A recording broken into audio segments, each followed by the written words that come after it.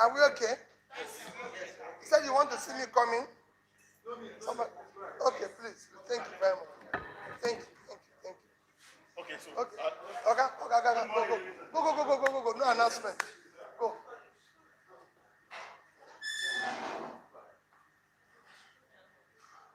Tell me when you're ready. almost.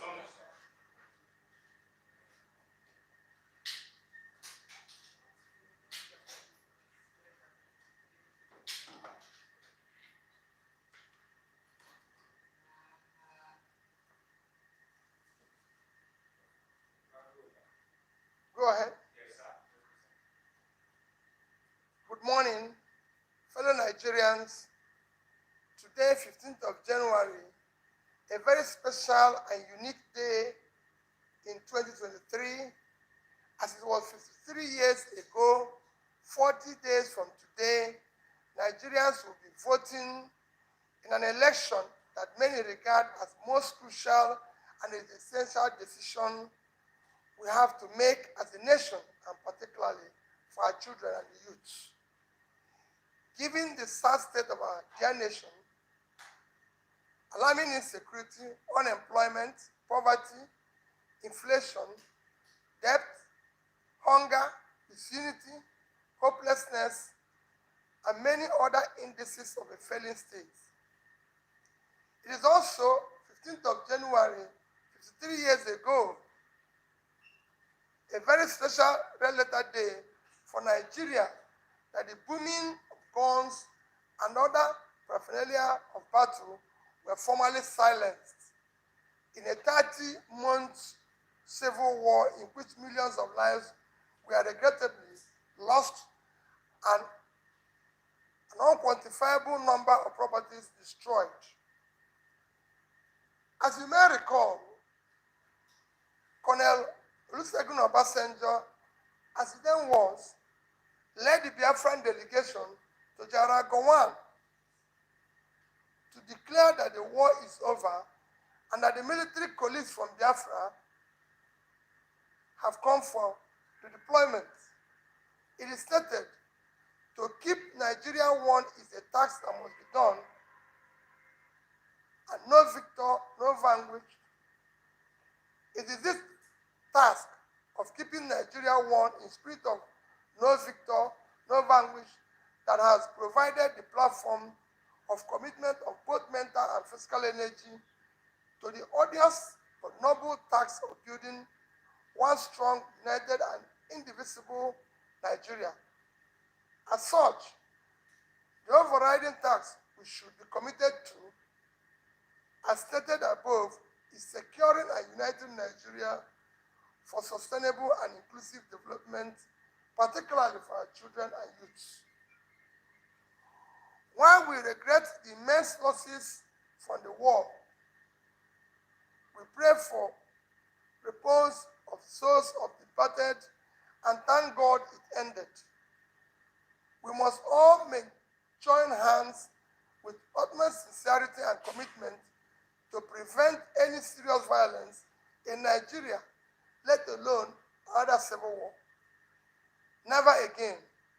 The task of securing a united Nigeria should be our only option, and we all can agree that the leaders and people of different sections of Nigeria have done admirably well, particularly in the years immediately after the war.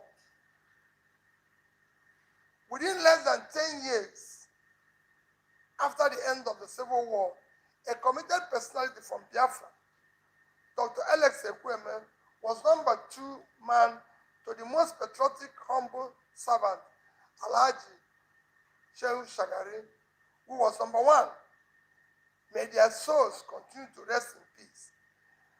Our dear Shehu Shagari and Ekweme, both of blessed memory, became strong and veritable expression of unity and togetherness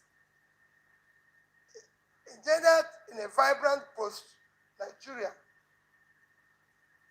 The democratic leap, with its unifying symbolism, was glorious for Nigeria, and I deeply cherish such part of brotherhood and oneness established by Shagari and Ekweme, and truly believe it is a part of inclusiveness and togetherness as one Nigeria we should all follow today.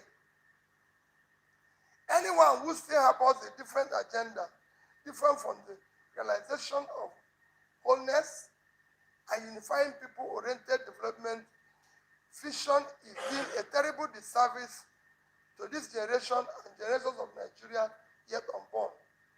I cannot think of a valid reason except for deficit of sound socio-economic and political policies and programs that will unite and propel Nigeria forward.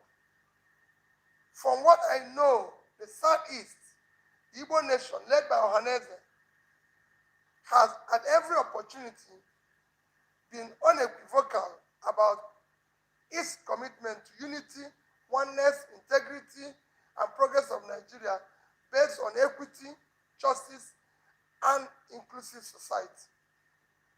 And I, Mr. Peter Obi, a proud Nigerian of Igbo extraction, am mostly, truthfully, and wholly committed to the stand of one united, secure, and progressive Nigeria. It's also worth calling a spade a spade. There are youths all over Nigeria who are frustrated because of injustice, poverty, lack of opportunities, employment, apparent exclusion. Such youths will seize upon and use anything or tool to express their frustration and anger. I believe some of those who are agitating are doing so partly due to failures of creating an inclusive and progressive Nigeria. A working Nigeria with equity, justice, and fairness will also definitely and effectively checkmate such extreme groups as Boko Haram and ISWAP. I personally believe that the best strategy for dealing with the situation manifesting in the guise of unclear nationalism, bigoted patriotism, and religious bigotry is carrot and stick approach. Nation building and order society are now imperative. We must win those that can be won through creation of society where equity and justice will prevail, a society where basic freedom, necessities of life, such as health, jobs, skills, empowerment are provided. There must be a national program for those who will accept carrot approach. For those unwilling to yield to carrot approach, the stick option will feel it justified and applied. We must put order in our society, and where necessary, justice will be tampered with mercy. I believe that various agitation groups will stop the agitation when they see patriotic leadership imbued with fairness, equity, justice, and determination for a very inclusive and progressive society. Every rational human being can change, sees good reason to do so. Such incentives requires right approach, effort, and time. It is unfair to use the misconduct or position of one or few persons in an ethnic group to stigmatize the entire group. It is wrong approach and should not be so. I have repeatedly said I will sit down and discuss with all agitators, believing that we must continue to talk and negotiate to achieve positive results. Today marks 53 years since the Civil War formally ended. Let us accept the war has truly ended. To try to continue to fight the Civil War today, after 53 years, will be a great disservice to Nigeria and Nigerians, particularly for our heroes who diligently labored to secure and unite us. Let us rallying anthem be, though tribes and tongue differ, in brotherhood we stand. On this day, 15th of January 2023, I most sincerely pledge and commit that I'll spend the rest of my life making sure that the civil war and circumstances that led to it do not reoccur, and to ensure that we build an all-inclusive, progressive society where no individual group will feel estranged, marginalized, excluded, and remain resolute to a new Nigeria that we all will be proud of and patriotically committed to the is possible and is the task we must all achieve. Today, 133 million Nigerians live in multidimensional poverty. 20 million children are out of school. We have near 40% unemployment, with about 60% youth unemployment. Our youth today in their productive age don't know where the next meal will come from. Our drug prevalence among our youth is the highest in the world. We have overtaken India in infant mortality. That's why they find that science our population. We are globally treated as second-class citizens, with Nigerians being refused entry into countries we were far better than a few years ago. These are things that should concern us today. These are things I want us to come together as a family and a great nation to commence revising, irrespective of our tribe and religion. That is the Nigeria for which I wish to be a team leader, where everybody will be included, no matter where they are from or their beliefs. There's a critical junction and times in which every nation must seize a moment to define or redefine its history. For Nigeria, the moment is now. Today marks 53 years of Nigerian reunification after the Civil War. A new year and a new Nigeria is possible. A nation bound in freedom, peace, unity, justice, and prosperity is realizable. Let us join hands in love and brotherhood to build a new Nigeria with God, our creation, and guiding our noble cause. God bless you all, and Federal Republic of Nigeria. Need to repeat it? No. Since we were able to get the speech, I guess, then can we quickly ask one or two questions quickly? We don't need short time. To say, there's so much to talk about, but let's quickly ask what would be your main item on your foreign policy. What would be your main item? Because a lot of people have said that anybody who eventually turns out to become president of Nigeria will have a lot to say with locally, because the factors of production are not in place as to generate a lot of funds. So events that you're going to have a lot of looking at a lot of investment and a lot of rebuilding of international confidence. So if you look at foreign policy, what would be the main item on your foreign policy list, at least to start with?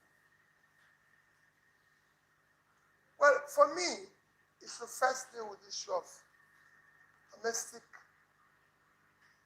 issues, deal with the issue of security, peace, and stability. Deal with the issue of law and order, so as to be able to build those intangible assets that will allow us to engage in foreign policy. Because unless we have thriving domestic stability, you can't even engage outside. We will remain Afrocentric, but engaging other foreign countries in an organized manner that they will see Nigeria attractive. How do you intend to turn the countries of Nigeria's economy around? Seeing that almost everything is on its head, the monetary policy and all of that. How do you intend to, as a way of economic policy, turn around the fortune that we see today that makes you the best candidate out of all of the people that are contesting, who are equally doing things like this? for me, first thing you need to deal with, like I said, an issue of there's a lot today that we need to deal with issue of quickly. And first among them is to ensure that you stop the waste in all ramifications. Start removing those things that is actually brought us where we are. There's so much waste, issue of cost of governance, issue of thefts of all sorts, corruption, theft of our oil. These are things that will bring confidence and start building another society where you have a regulated environment for private sector-led economy.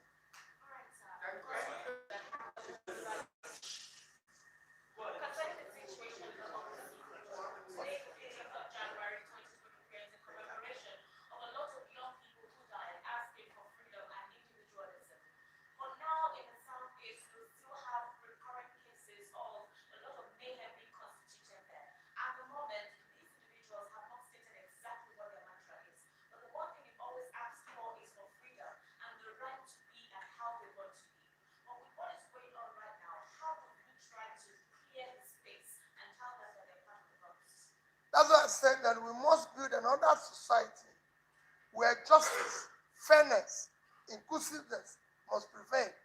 Everybody must be Nigeria. Now I'm going to sit down with the president where we can meet. All right, due to what is currently going on, the economy in the South is currently devastated and depressed. How do we resuscitate the economy in the Southeast? The economy in Nigeria is completely devastated. It's not just in the Southeast. Everywhere. I'm going to turn around Nigeria using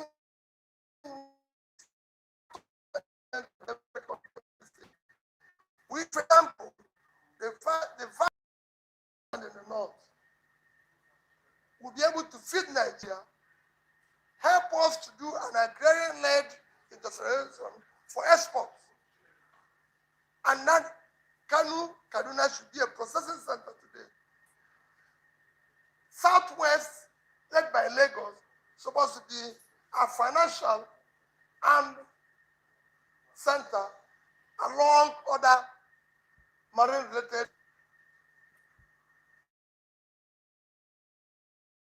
South, we will develop our oil and gas space where the South will start feeling this is coming, this is resources from us. Start cleaning up, environment up, making it one way up. We turn it around.